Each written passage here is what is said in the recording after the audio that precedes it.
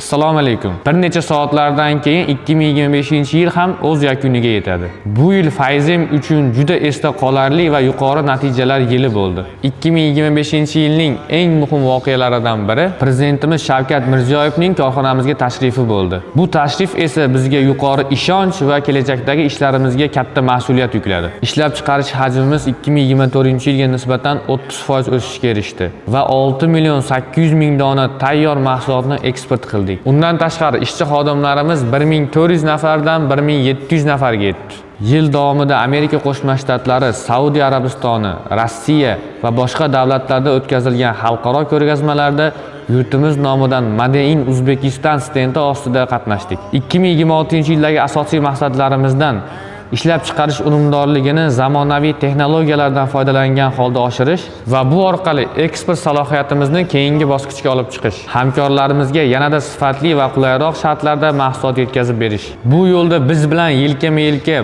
bir jamoa bo'lib xizmat qilayotgan barcha xodimlarimizga minnatdorchilik bildiraman. Kirib kelayotgan 2026-yil barchangizga baxt, omad va daromadli yil bo'lishini tilab qolaman.